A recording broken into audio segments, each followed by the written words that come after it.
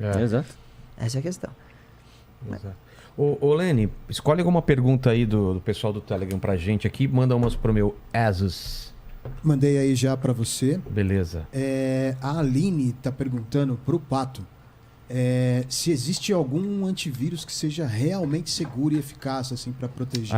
Boa pergunta. Eu já fiz essa pergunta, pessoal. Eu também quero saber aqui, que eu fiquei assustado com o papo de hoje, né, Lene? Essa pergunta é maravilhosa. Você está lá uns Exato. 3. Um antivírus pro antivírus e o antivírus pros dois antivírus. Um antivírus, um firewall e um anti-spyware. Cara, eu uso um monte de programinha. É mesmo? No meu Windows Você eu usa? uso. Já vou até explicar por quê, mas vamos lá. É difícil a gente avaliar antivírus, né? Existem algumas organizações independentes que testam todo semestre, fazem um rankingzinho e tudo mais.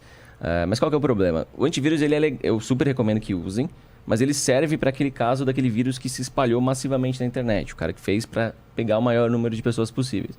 Porque no modelo tradicional de antivírus, esse vírus tem que ter passado na mão de um especialista dessa empresa para ele ter entrado numa base de dados, a identificação dele, para daí os clientes passarem a identificar e remover nos computadores das pessoas.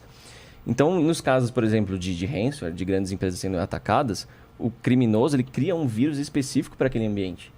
Então, como esse vírus nunca foi propagado pela grande web antes, ele não faz parte da base de dados desses antivírus, né? Isso falando de certa forma grosso modo, mas é meio que por aí. Então, hoje a gente tem uma visão de que o ideal seria o software de proteção ele ir por comportamento e não necessariamente por eu conheço esse software ou não. Não então, comparação, né? Se o Word da Microsoft está criptografando meus arquivos Então, no uma coisa disco, estranha. foda-se que é o Word. Eu tenho que parar esse processo. Ele está com uma atividade maliciosa ali. Ou se algum executável quer pedir autorização de administrador. Exato, exato. Alguma coisa de estranho tem. Então, existem várias formas que os vírus usam para se desviar dessas proteções, às vezes entrando por processos legítimos para se ocultar. Então, é complicado realmente ter uma solução 100%. Então, eu falo, usa o antivírus, beleza, usa, é super recomendável usar, mas não se sinta 100% seguro com isso. Eles sempre vão colocar aquela tela lá, você está blindado, 100% seguro. Não haja como se estivesse, tá? Continue tendo cautela e tudo mais. Sobre os programinhas a mais que eu tenho, existem alguns outros programas que complementam. E para o usuário, ele instala o antivírus e o que mais? Porque então, a pergunta é essa. Eu tô curioso. Vamos lá. Eu tenho alguns programinhas que complementam as características de proteção do antivírus, que são uns bagulho bem alternativinhos, assim, mas são bem legais. Por exemplo, uma boa parte dos vírus ele não roda se ele estiver em um ambiente em que ele está sendo analisado.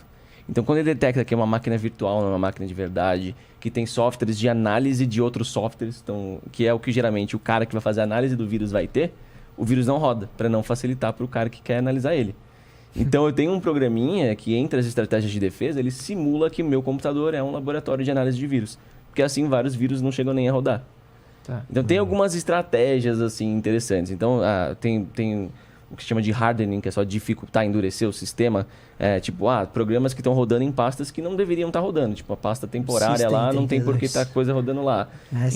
E aí tem programinhas que fazem essas regrinhas mais específicas. Isso quebra o fluxo de execução de alguns vírus que iam tentar se esconder por esses meios. E é fácil usar o usuário usar esse tipo de programa. Ele baixa e usa como se o fosse único problema para o usuário é que às vezes você vai instalar um programa, um jogo X, alguma coisa meio X, e durante o processo de instalação acaba dando um falso positivo.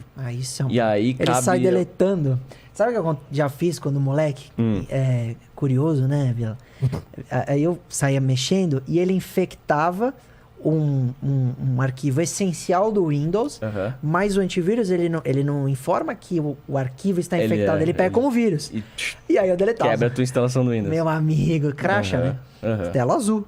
Porque eu tô deletando arquivos essenciais do Windows porque ele estava infectado e o antivírus está apontando que é vírus. Então, a minha pergunta, acho que é a curiosidade de todo mundo, é o seguinte. Então, o leigo dificilmente vai ter um programa que une uma proteção razoável. Cara, a gente tá caminhando, assim. Eu falo que o mercado de antivírus ficou estagnado por muito tempo com essa palhaçada de ficava empurrando umas coisas tipo VPN no meio, assim, para tentar ganhar alguma grana a mais, mas não evoluíam o modelo de detecção. Agora, com Machine Learning, a gente tá começando a evoluir para algo que é mais por comportamento. Tipo, o negócio sabe, não, esse comportamento é de um vírus tal e não é o Word originalmente. Mas isso ainda está demorando a chegar para o home user, né? Para o usuário residencial. Geralmente os grandes antivírus que estão por comportamento de machine learning ainda estão mais em escritórios. E normalmente é caro. E são caros, são caros.